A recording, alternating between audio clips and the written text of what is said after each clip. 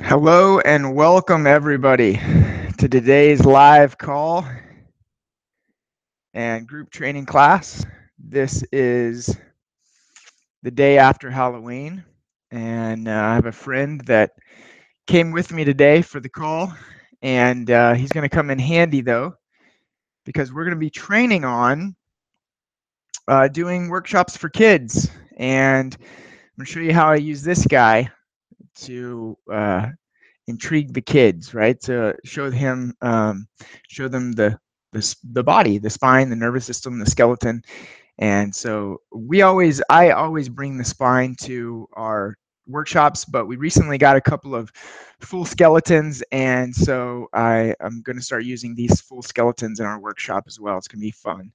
I'm posting inside the private Facebook area that we are live. So if you're not part of the private doctors only Facebook group, you should be. Okay, so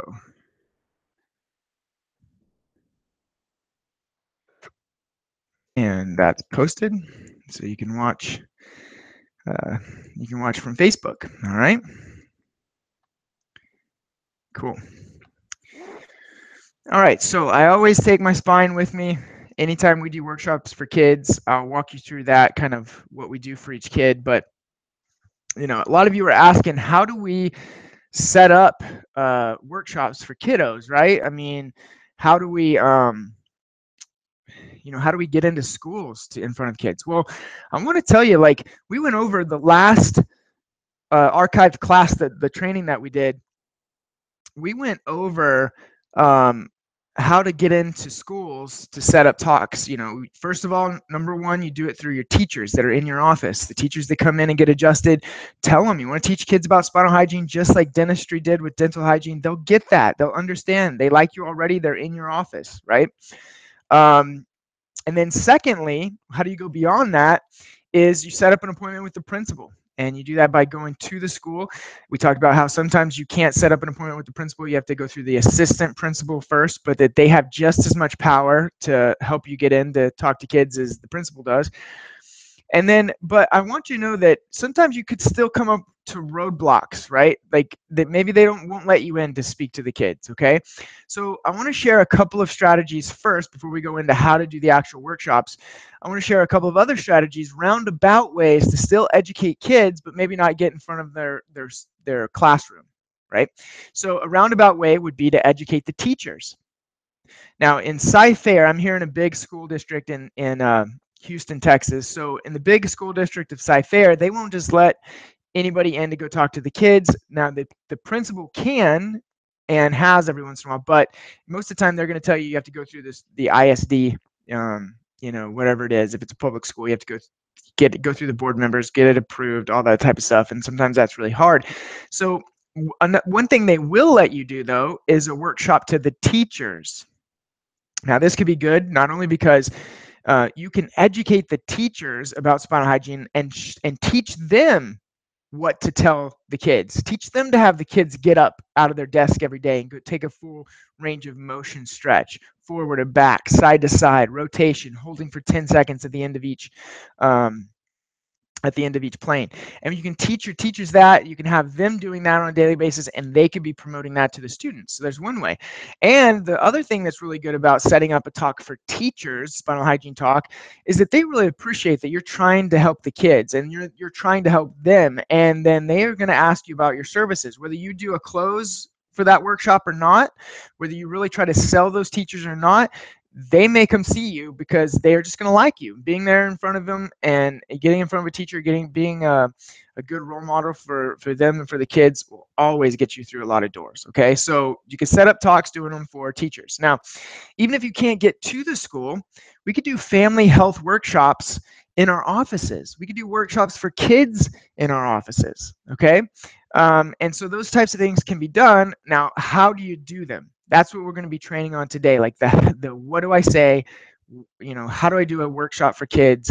How do I do a workshop for junior high, high school, where they're at a higher level? Well, inside the members area that you all have access to, if you're watching these membership training videos and these private group trainings that we do every Wednesday, You have a PowerPoint. That PowerPoint is for junior high, high school grade curriculums. We'll go through that in just a second.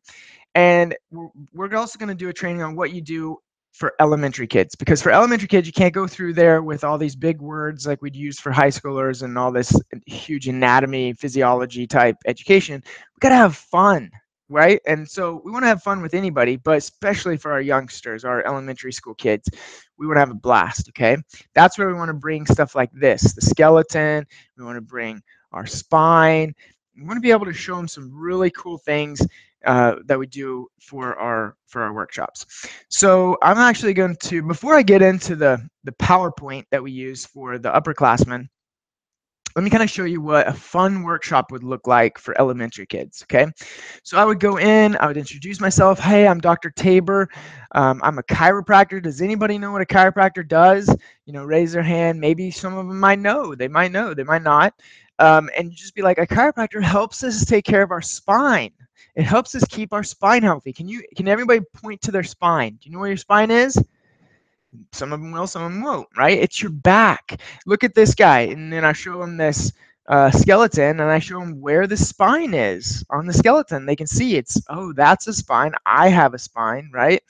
And it's really cool. They love it.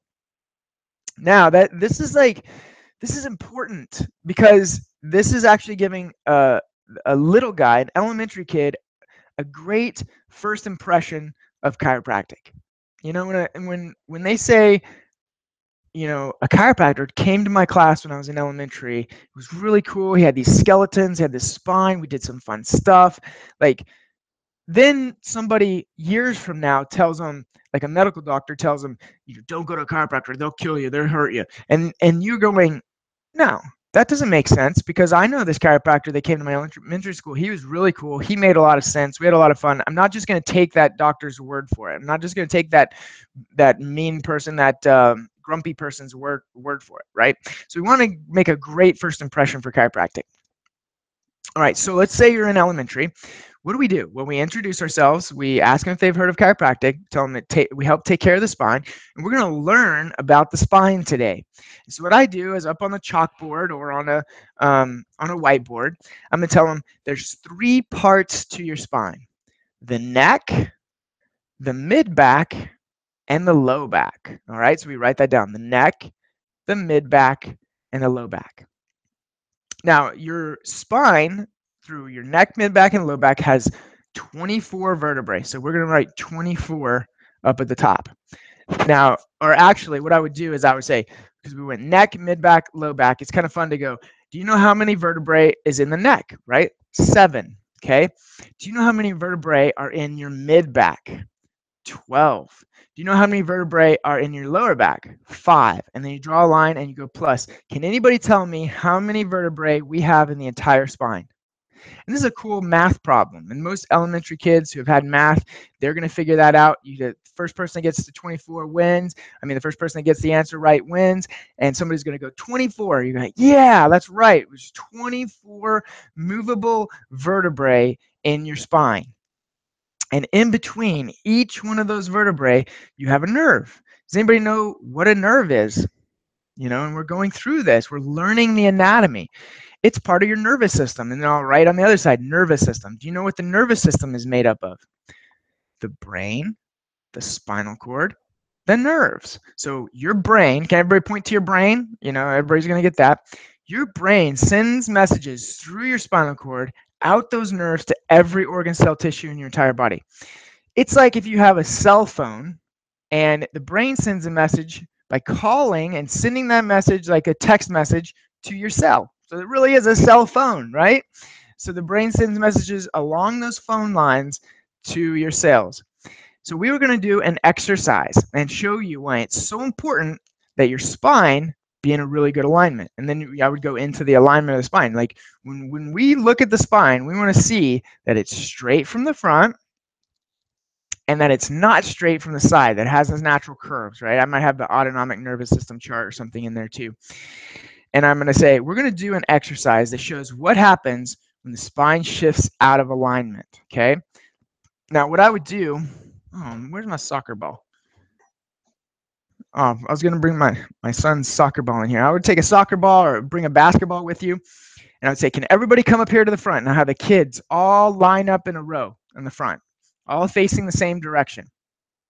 I'm going to say, this ball is the message. I'm going to go to one side of the line. I'm going to say, what's your name? Johnny. Little Johnny is the brain, okay? He gets to hold the message, and so he's holding the ball.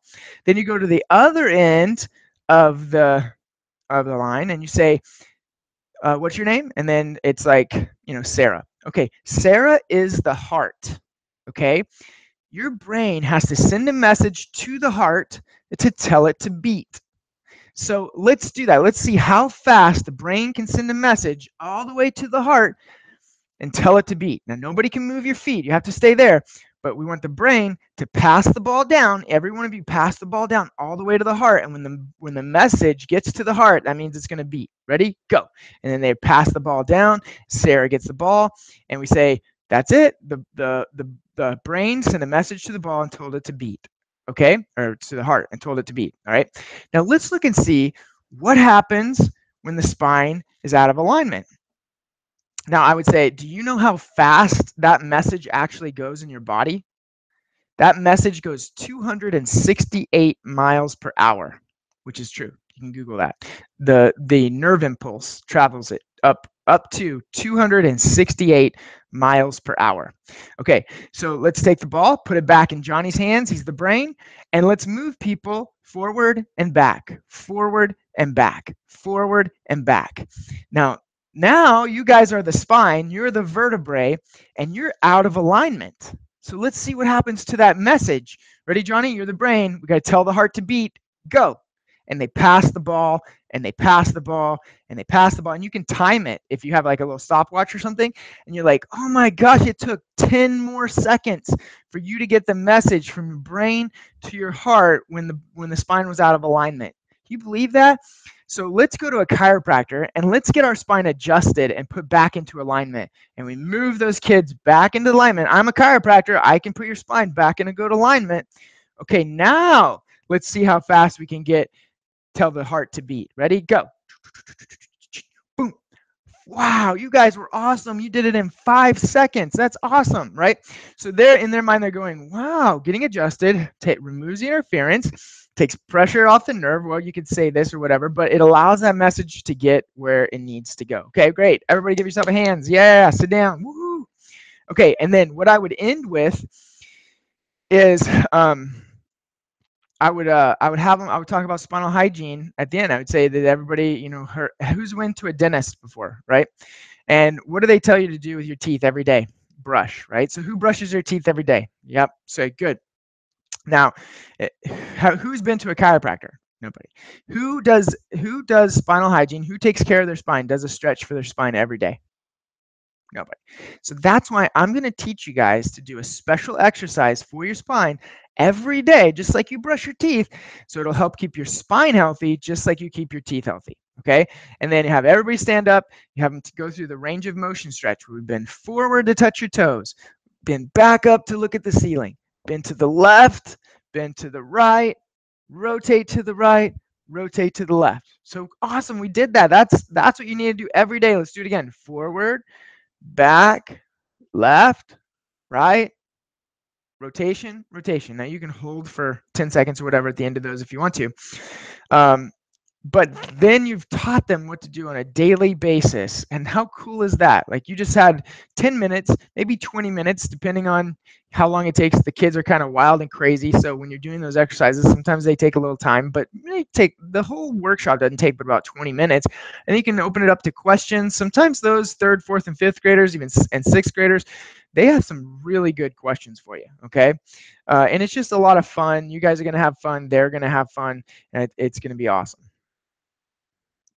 All right, I'm going to refresh this. If anybody has any questions, go ahead and pop them in the live chats below, and I will make sure that I get those.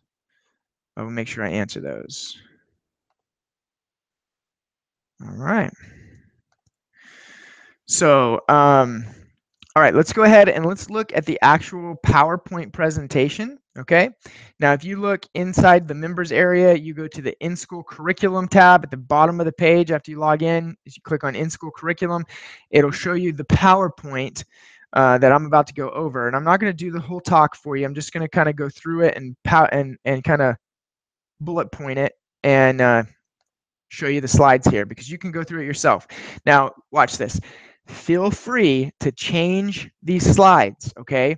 Now, I know some of them you'll agree with some of these slides, some of you won't. Some will think that it's too intense, it's too much information, it's too scientific, whatever it is.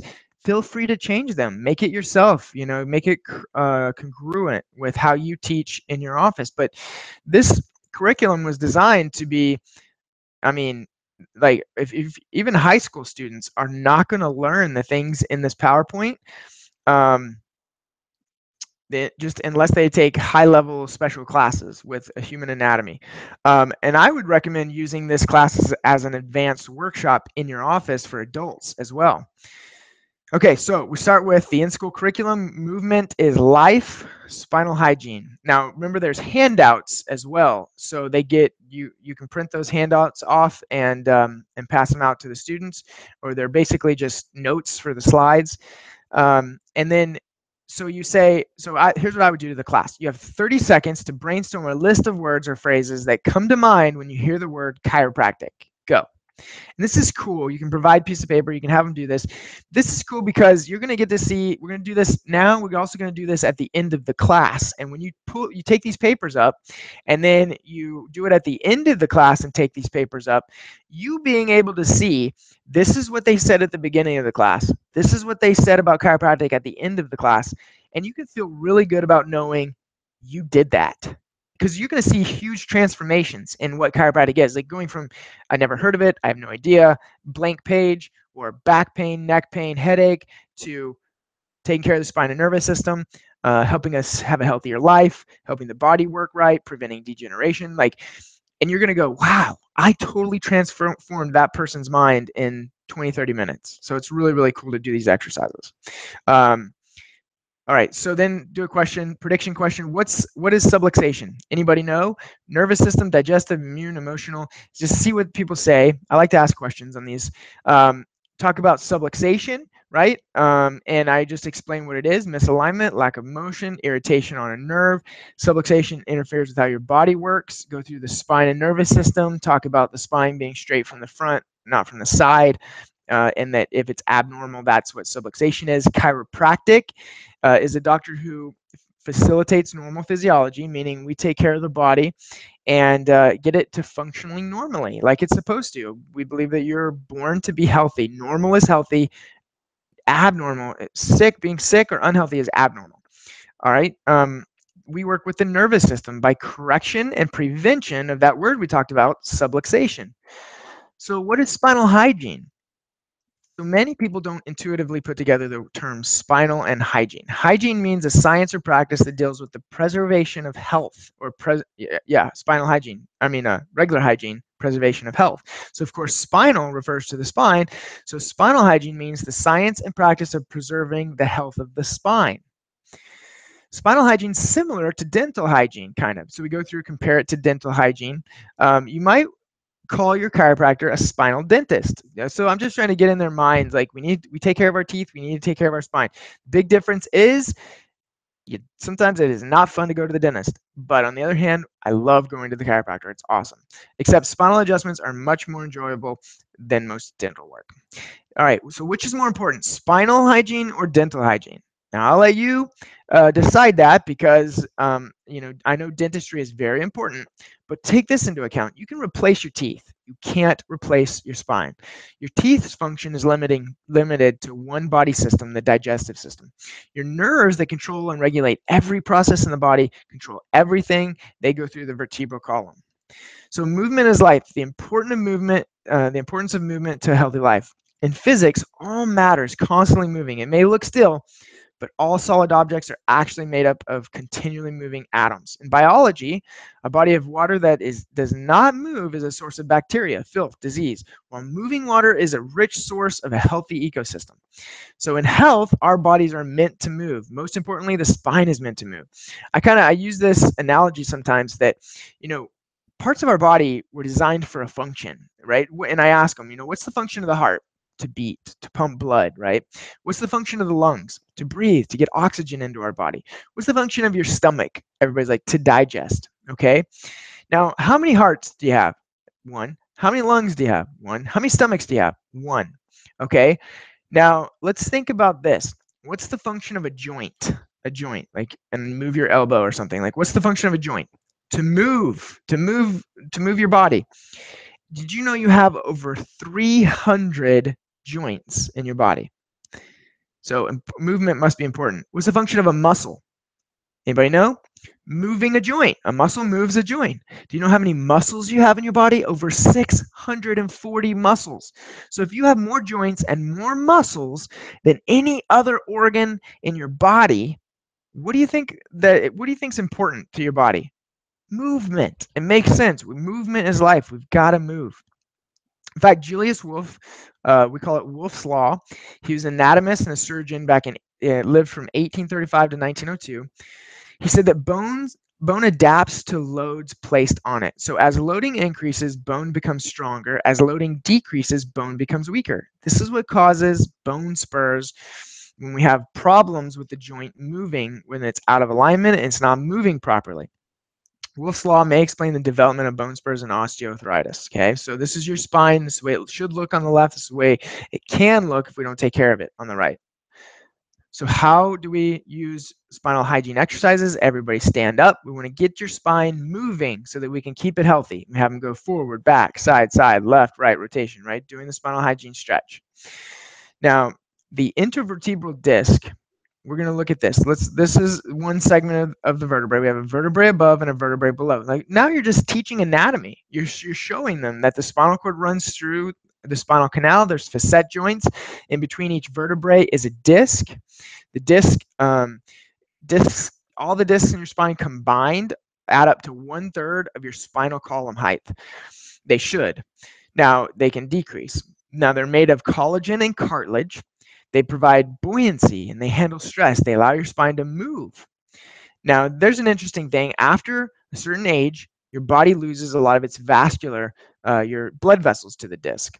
So it receives imbibition by movement, the exchange of fluids by movement.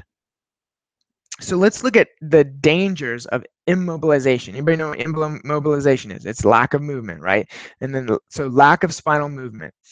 What happens to the joint when it stops moving? All of these things. Ligaments do all these things. Bone does all these things. So movement is absolutely vital for the health of your spine. And this is continuing. Look at, these are even more dangers when the spine stops moving. This is what happens to the muscle. This is what happens to your heart when your body stops moving.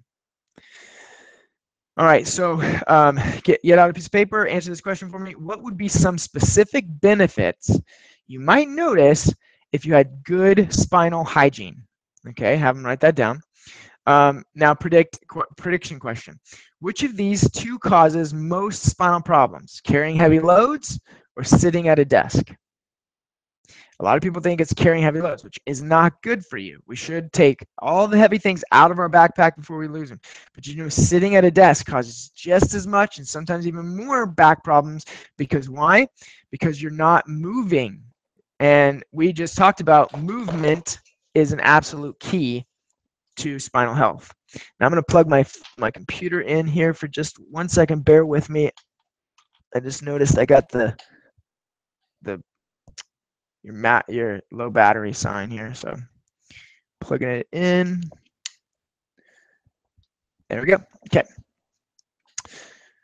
All right, so chiropractic is for the restoration of spinal health. It restores what we call homeostatic spinal motion. What does homeostatic mean? Balance. Okay, balanced spinal motion. It restores spinal function. It provides multiple benefits: neurological benefits, biomechanical benefits, cellular benefits, biochemical benefits, muscular benefits, energy as well. So one more time, I want you to write it down. You have 30 seconds. We're going to brainstorm and write down a list of words or phrases that come to mind when you hear the word chiropractic. Go. And you know what? Those two lists that you got, one from the beginning, one from the end, are going to be totally different. Now, I always end with this slide because I think this is important that we understand this concept and we make choices in our life based on this concept. But I say chiropractic relies on innate intelligence. It's the intelligence that you were born with. See, when your mom and dad got together and they made you, and you, inside your mama's tummy, you went from 1 cell to 50 trillion cells in 9 months. But your mom didn't do that, right? Because you're 50 trillion beautiful, perfectly working cells with like a beating heart and digesting stomach and eyes and ears and nose and all this stuff. In 9 months, you went from the 1 cell to 50 trillion cells, and your mom didn't do that. Right? She wasn't in the corner building you, putting each cell together, making sure legs got in the right spot, arms got in the right spot, eyes got in the right spot. No. There was an intelligence inside of her, though, that guided that process, that created you. That intelligence is still in you, and we can prove it. If you cut your finger, what happens? What happens in a couple of weeks? It heals. Did you do that? Did you look at that cut and go, and really try to heal it or anything? No. You trusted in that intelligence that's already inside of you. So your body has a natural healing mechanism inside of you. To heal, chiropractors look to processes that are what we call physiologically compatible with the body. So we use that intelligence of the body and use what the body's already doing to help promote the healing. We focus on natural mechanisms of the body. Chiropractic adjustments are what we call physiologically compatible. They are good for your body. They work with the design of your body to restore the design and structure of your body and help your body function properly. Awesome. All right. So I know that's intense, and some of you may want to change or shift or do something a little bit differently with those slides, and feel free to do that. That's totally up to you. But from the times that I've used those slides and the presentations we've done with them, everybody likes it. It goes over really well. So, all right, I'm going to see if there's any questions here, and if there's not, then that will conclude our training. Okay, good. And let's look at like I said, feel free to post in Facebook. Awesome. Okay. And awesome. Okay. With no questions, you guys, I will post this in the archive area, and we'll continue on with these weekly calls. Let me know if you have any questions, you need any help with anything. I'm here for you. And we're about to start including some really cool stuff for all of our members. For you guys that are still members here, you're going to start getting some really neat things sent to you, and I will contact each one of you to let you know what they are for being part of the members. I really appreciate it. And I just want to keep delivering amazing value and help you grow your practices and help you help more people. Okay. Thanks so much. Have a great night and good rest of your Wednesday anyway. And we'll talk to you later. Happy Halloween. See you later.